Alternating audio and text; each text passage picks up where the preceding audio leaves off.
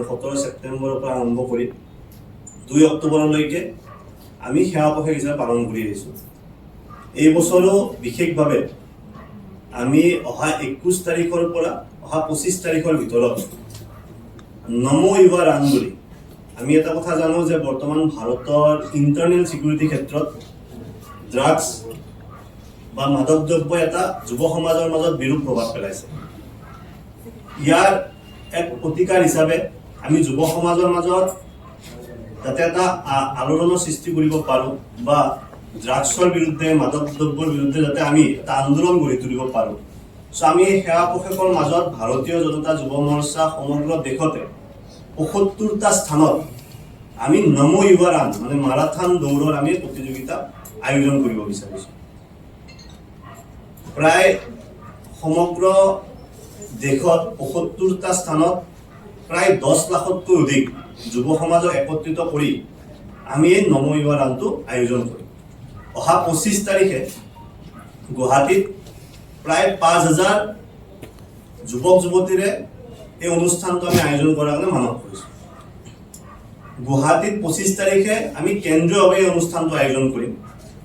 এই অনুষ্ঠানটোৰ জৰিয়তে আমি প্ৰায় 5,000 যুৱক যুৱতীক একত্ৰিত কৰি এই মাৰাথন দৌৰটো 5 কিলোমিটাৰ এটা মাৰাথন দৌৰ আমি নমো ইউৱা ৰাণ বুলি আমি অহা 25 তাৰিখে আয়োজন কৰিম। তাৰ লগতে 18 তাৰিখৰ পৰা সমগ্ৰ অসমত আমি ব্লাড ডোনেশ্যন কেম্প এই সেৱা পক্ষৰ লগত সংলগ্ন কৰি পেলাই আমি সমগ্ৰ অসমৰ জিলাই জিলাই ব্লাড ডোনেশ্যন কেম্প আয়োজন কৰিম।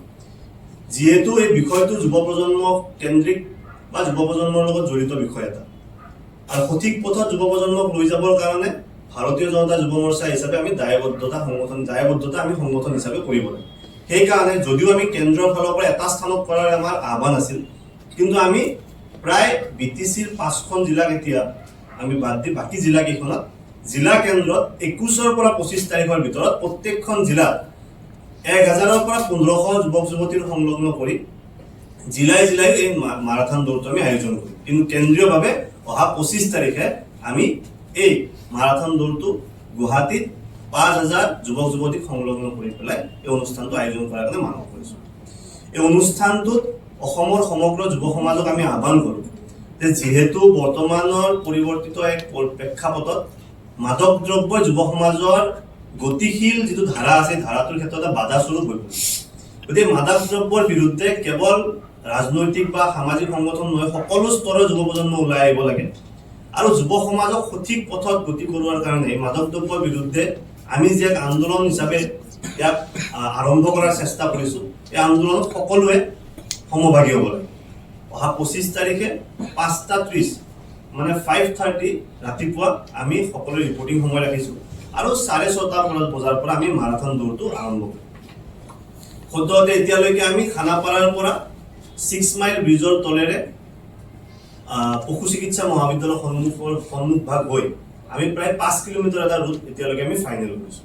গতিকে এই বিষয়ৰ লগত সংগতি ৰাখি পেলাই আজিৰ পৰা আৰম্ভ কৰি অহা 25 তাৰিখলৈকে আমি বিভিন্ন ধৰণৰ কেম্পাছ, বিশ্ববিদ্যালয়, মহাবিদ্যালয়, জিম, ইউথ ক্লাব এই আটাইখিনিতে আমি যুৱ সমাজৰ মাজত এই মাৰাথনৰ বাৰ্তাটো লৈ যাম। আমাৰ লক্ষ্য যে সমগ্ৰ অসমৰ প্ৰত্যেকগৰাকী যুৱ প্ৰজন্মৰ মাজত যাতে এই নমো ইউৱা ৰাণ বৰ্তমানৰ সন্মানীয় প্ৰধানমন্ত্ৰীগৰাকীয়ে যুৱ সমাজক লৈ সপোন দেখি আছে। তেখেতৰ যি এক জন্ম জয়ন্তীৰ লগত সংলগ্ন ৰাখি বা জন্মদিনৰ লগত সংগতি ৰাখি আমি সেৱা পক্ষক আৰম্ভ কৰোঁ বা সেৱা পক্ষক পালন কৰোঁ, এই সেৱা পক্ষকৰ লগত সংগতি ৰাখি পেলাই আমি নমো ইউৱা ৰাণটো সমগ্ৰ দেশত 21 তাৰিখে হ'ব, কিন্তু আমাৰ অসমত 25 মানে 25 তাৰিখে হ'ব। BTC ইলেকশ্যনৰ কাৰণে আমি 25 অসমত আমি ডেট ৰাখিছোঁ, কিন্তু সমগ্ৰ দেশত 21 তাৰিখে এই অনুষ্ঠানটো আয়োজন কৰা হ'ব। তাৰ লগত ৰিলেটেড আমাৰ কেন্দ্ৰীয় ফালৰ পৰা 2-3খন পোষ্টাৰ আহিছে, ডিপ্ল'ৰঞ্জন শৰ্মা ডাঙৰীয়া পোষ্টাৰৰ উন্মোচনৰ কাৰণে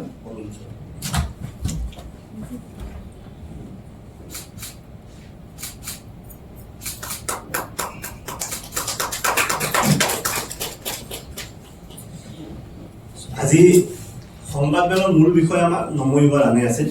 25 ছেপ্টেম্বৰত অসমত হ'ব। 25 ছেপ্টেম্বৰত অসমত হ'ব আৰু 21 তাৰিখৰ পৰা 25 তাৰিখলৈকে অসমৰ সমগ্ৰ জিলাই জিলাই প্ৰত্যেকটো জিলা কেন্দ্ৰত BTC 5খন জিলাক বাদ দি প্ৰত্যেকটো জিলা কেন্দ্ৰত আমি 1000 বা 1500 যুৱক যুৱতী সংলগ্ন কৰি এই নামৰ ইবাদানটো আমি আয়োজন কৰিম। Stay informed, stay ahead. News Any 365.